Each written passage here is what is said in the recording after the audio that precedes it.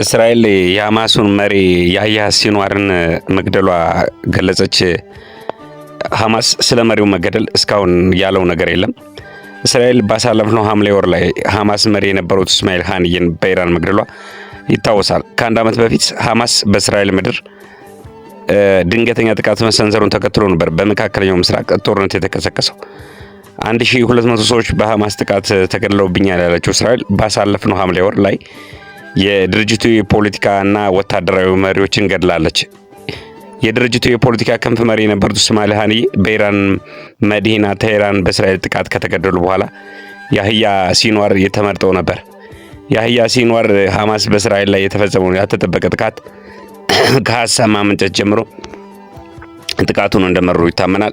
የእስራኤል ብዙሃን መገናኛ እንደዘገቡት ከሆነ ያህያ ሲንዋር በጋዛ ጀባሊያ በተባለው አካባቢ በተፈጸመባቸው ጥቃት ተገድለዋል።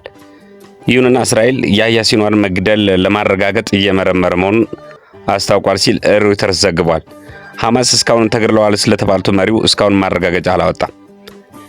ሂባሪው ቋንቋ አቀላጥፎ መናገሩ ስለ እስራኤል ባህል በሚገባ እንዲያውቅ ረድቶታል ተብሏል። ዝምተኛው የሚባለው ሲንዋር የሐማስ ታጣቂዎች በጋዛ እስራኤል ለመመከት የዋሻ ውስጥ ውጊያዎችን እየመራ እንደነበርም ተገልጿል።